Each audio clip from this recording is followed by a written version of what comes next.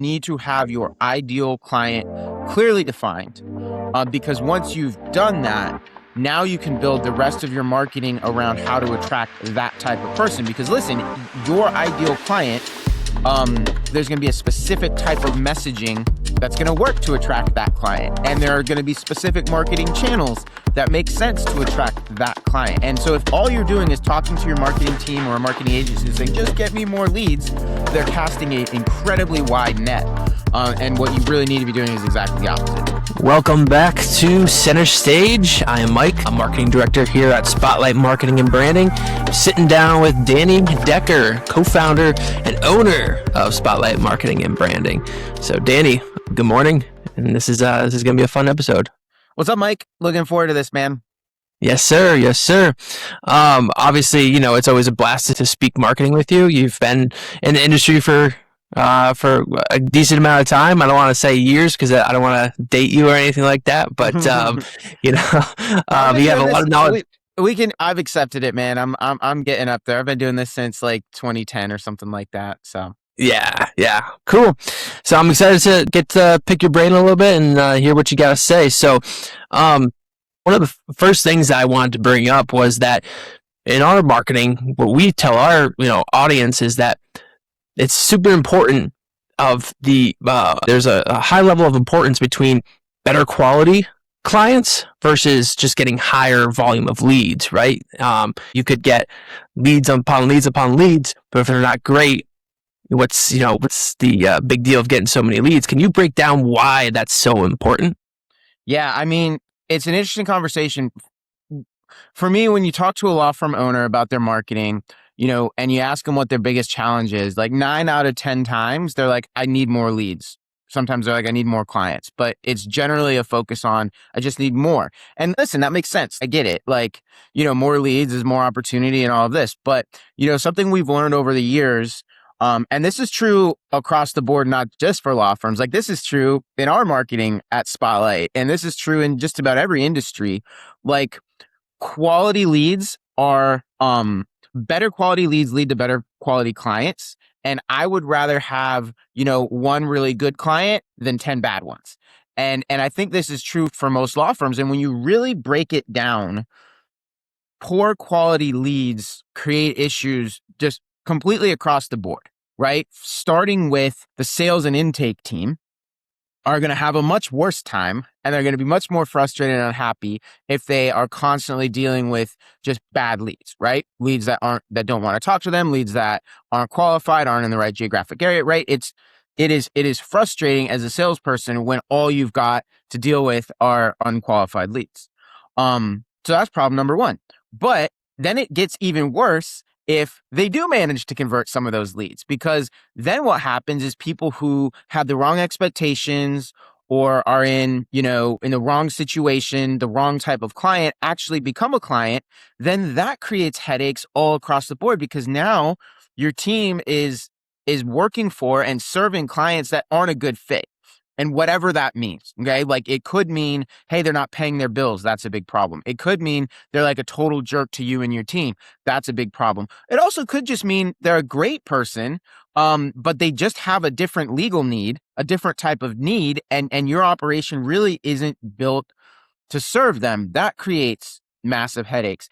And then, in an ideal world, when a law firm signs a new client, does great work for them, that client is then going to in turn refer more clients to them as well as become like a long-term client. And that's all kind of factored into the marketing equation. It's expensive to go get a new client, but part of the return is that they're going to make referrals and they're going to be a client for a long time. Well, when you bring in unqualified leads who become bad clients, they don't do that.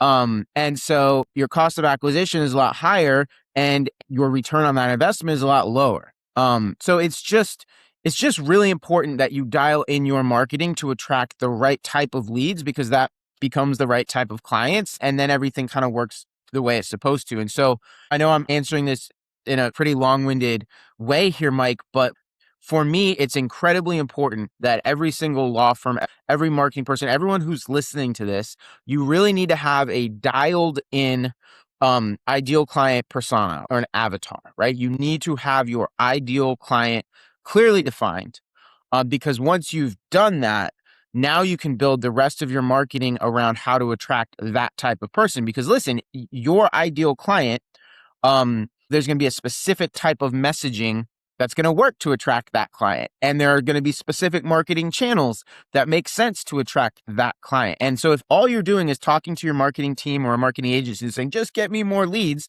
they're casting an incredibly wide net. And what you really need to be doing is exactly the opposite. I mean, at Spotlight, the marketing we do for law firms starts with a conversation around what is your ideal client? Who are the types of clients you want to attract to your law firm? And then everything else flows from there. And whether you're working with Spotlight or a different agency or you're doing this on your own, I can't stress enough that the foundational first step is creating a detailed ideal client avatar. And Mike, if I don't know where we want to go in the conversation, but if we want to have some conversation about how to do that, and there's sort of a practical exercise that I recommend, happy to kind of break that down if you think that's a good idea. Yeah, absolutely. And then real quick, I wanted to bring up that I've heard this term before, and I'm sure you have over the years. It's called door law, right? Where if these law firms, their practice is essentially anything that walks through the door. That's what they do. And I can't even imagine the headache that would cause somebody, right? Because it's like one day you're thinking in this specific area, the next day you're thinking in this, and you're dealing with people across all different types of targets and niches and all that kind of stuff. So yeah, let's break this down and let's do that exercise, or at least explain that exercise to our audience for those that are listening that are doing door law, so that they can realize, hey, this is not the ideal situation for you. No, I love it. And let's actually talk about what you said with door law, because I do think that's a common situation, especially for law firms that are in smaller towns, maybe with less competition, or there's a lot of folks that just evolve kind of naturally into a position where, honestly, they feel like they need the cash flow. And so they'll take whatever opportunity comes their way. A couple of thoughts on that. One is it's really, really, really hard to scale a law firm practicing door law, right? And what I mean by that is, in an ideal world, you're growing your team. Unless you want to be a true solo for the rest of your life, in an ideal world, you're growing your team so that you don't have to be the only lawyer, the only paralegal, in your firm. You want to be able to build a team. It's really hard to build a team if you're constantly reinventing the wheel every time you get a new client, right? Because fulfilling estate planning is a whole lot different than, criminal defense or bankruptcy or whatever. And so it's much easier to scale your firm if you've got a single practice area, right? So that you can hire a single associate attorney, maybe some paralegal support, right? But like everything is focused around that deliverable, much easier to scale that way. I understand why a lot of law firms resist that or struggle to shift away from sort of the door law approach. And it's that feeling that, hey, I need the cash flow. Well, so here's what I suggest. Make your long-term plan that you're going to focus in on a niche, right? Maybe it's going to be, you're going to become an estate planning attorney, or you're going to become a criminal defense attorney, whatever. That's the long-term plan. And your marketing should reflect that. Your website should be all about that. Your social media should be all about that. Your ads, like everything in your marketing should shift towards the niche that you want to move into. But in the meantime, if you've got clients coming to your doorstep, if you've got referral sources who are sending people that aren't in your area of focus, and you feel like you really need the cash flow, like fine, say yes to it. What I have seen over and over is that even when a law firm makes that shift, they still are going to get opportunities that are like outside of their niche. And well, in an ideal world, they're able to say no to that in that sort of in-between stage as they're transitioning from door law to a specific area of practice. If you feel the need to say yes because you need the cash flow, say yes. But once you've got your marketing dialed in towards your niche, like over the long term, unless your marketing is not being executed properly, that problem is going to phase itself out. Makes sense. Okay, so let's backtrack a little bit, because I know we wanted to get to that exercise that you had mentioned about figuring out your ideal client. So let's go through with that. Like, how do you start that? What's your end goal there? Yeah. No, it's a great question. So what's funny is, again, I've been doing this for 15 years, and and marketing years are kind of like dog years, right? So I feel like I've been doing this for a lifetime. And one of the things that I've seen is when you sit down and talk about an ideal client, or building an avatar, a lot of people like to just throw it up on the whiteboard, right? Well, and they just kind of they paint, I'll just call it a fairy tale picture of what their ideal clients look like.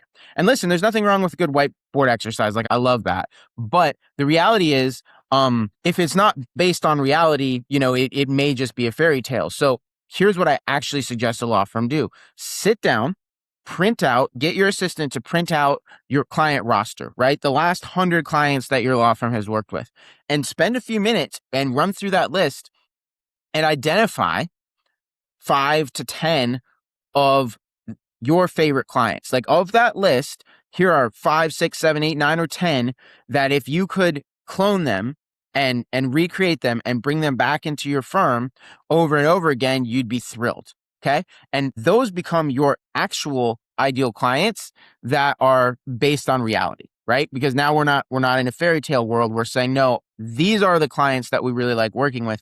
And then you go through the process of figuring out what they have in common, right? And you look for the trends and you build your avatar based off that. Like, maybe it turns out that your best clients are high net worth, business owners with no kids, or whatever it ends up being. Now you're kind of basing it in reality. And guess what? You can redo this exercise. Like, 12 months later, that it might look slightly different. And if that causes your targeting to evolve slightly, that's great. But the point is, if you do it this way, it's not theoretical. You're not making things up. You are actually looking at a real list of clients. You're deciding which ones are your favorite, and you're building your targeting from there. So I highly recommend this exercise. And then what's really cool is, once you've got that list of these clients that you really like working with, guess what? Now you can interview them. You can call them and you can say, hey, first off, I'm not sending you a bill for this conversation.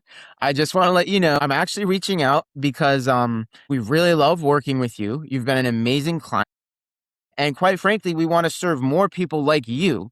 So would you mind answering a couple questions? And you can start to ask them some of the strategic questions that are really important. Like, what was it that led you to choose our law firm instead of other law firms? What were the sort of pressing problems that popped up in your life that led you to want to contact our law firm? How did you find us?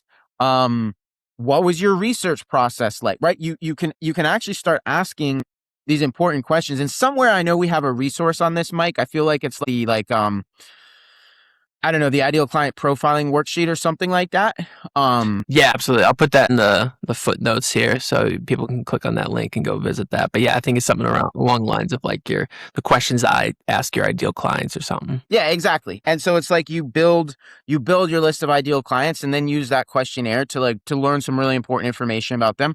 But again, bottom line is, it's all based on reality. It's not just like this fictional idea of what your ideal clients should look like. Mm-hmm. Okay, so let's follow this train here. We've got the ideal clients locked down, right? We know who we want to serve, where they are, where they're hanging out. Now, let's talk about action items. Let's say we want to design a website or a landing page or maybe even a social media graphic, right? What are your top priorities when you're ideating how to structure, how to format these pieces of media? Yeah, well, it all starts with the message. I'm a big believer, effective marketing all starts with having the right message. You can design a beautiful social media graphic, but if it doesn't convey the right message, it's not gonna resonate. And so really this conversation becomes, how do you figure out your messaging? And we could do an entire episode just on this, but the place I would start is, as a law firm owner, understand that your clients are choosing you or choosing somebody else for their own reasons, not your reasons, right? You probably, as a law firm owner, may have a list of all the reasons why, your firm is great. And it could be, well, I went to the best law school. Well, I've been doing this for 20 years. Well, I had a 4.0 GPA. Well, my office is beautiful, right? All of these reasons, which may or may not actually be relevant to your clients. Like, they may or may not care about that. And so it starts with understanding what your clients actually care about. And that moves back to the conversation we just had, which is the best way to find that out is not actually just to guess at it. It's actually to have conversations with your clients and ask them questions like, what motivates you? What keeps you up at night? Like, what are your pain points? What are you excited about? And then you build your messaging to hit those points. A really good example, I have a friend who has owned a bunch of gyms in the past, and he's a really smart marketer.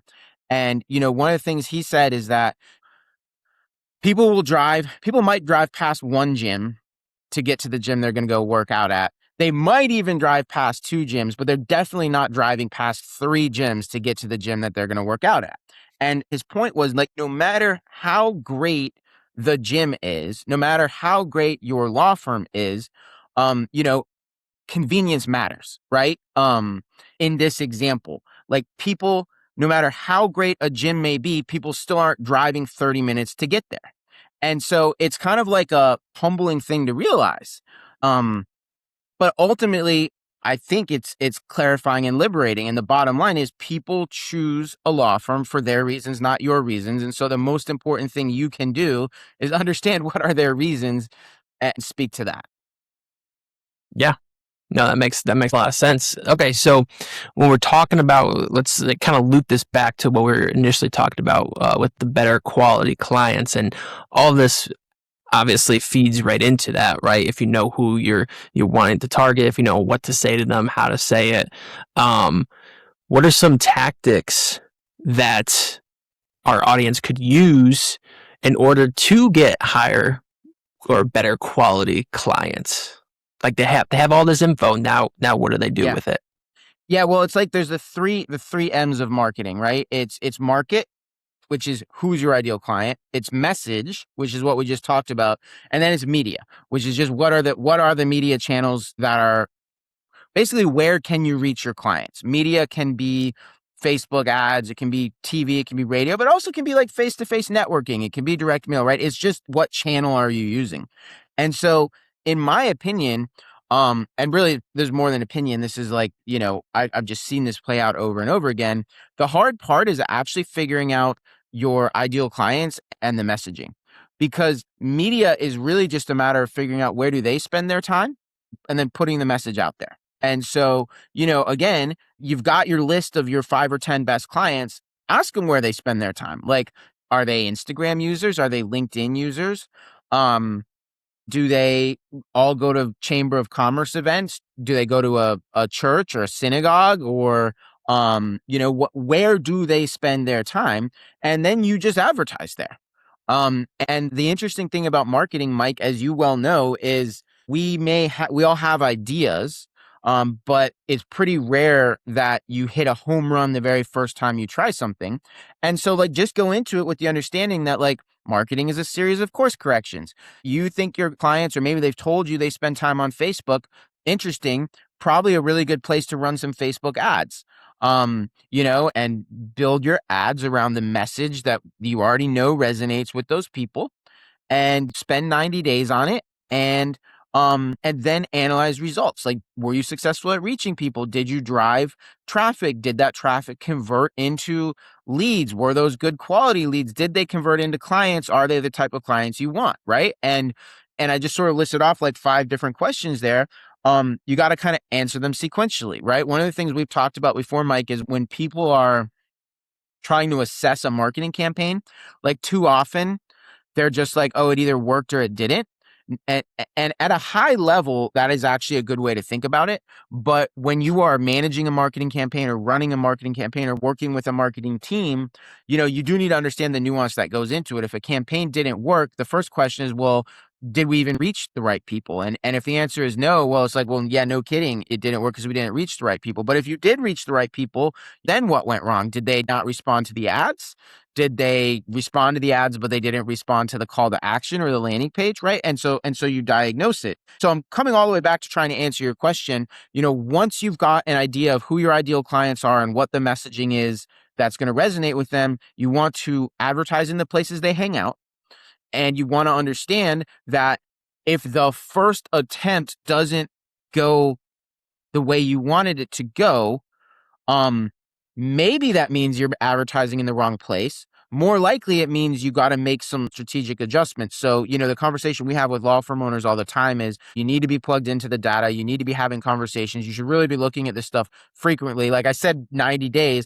Don't let a campaign run 90 days and then look at the data at the end of it, right? You want to be having conversations and reviewing kind of as you go. That's how you get things dialed in. That makes so much sense. So much sense. All right, cool. So we're coming up to the end mark here. Danny, is there anything else that kind of went through your brain that you think that you should share with the audience here before we wrap up? Not really, other than just, the theme of this, right? Better clients is more important than a higher quantity of leads. Just is really important. And I do want to challenge our listeners. It's great to have a high quantity of leads, but are they the right leads? And not only like are they converting, but are they turning into the types of clients that you want and that you're building your law firm to serve? And if the answer is no, then it really is important that you run through some of the exercises we talked about. Like, do you actually have a tightly defined ideal client avatar or persona? And have you spoken to them, and have you asked them, profiling questions so you can understand what really motivates them? Because if not, no wonder the quality of leads isn't as strong as you want it to be. Like, you just got to do the strategic foundational work. At Spotlight, we take a lot of pride in the fact that we build our client relationships around this stuff. Like, a new client working with Spotlight is going to have a conversation with our team about these questions, right? We need to understand who your ideal clients are. We need to understand who you're trying to attract to your law firm.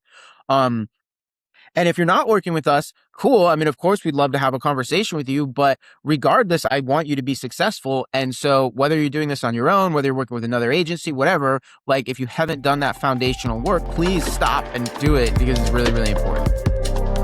Absolutely, absolutely. And for anyone that is interested in having a conversation with us here at Spotlight with our team, even if it's just to look at what you're doing, what you're not doing, identifying some possible gaps there, I will put a link in the show notes below that you can go find the time that works for you. But Danny, this has been fun. I appreciate you.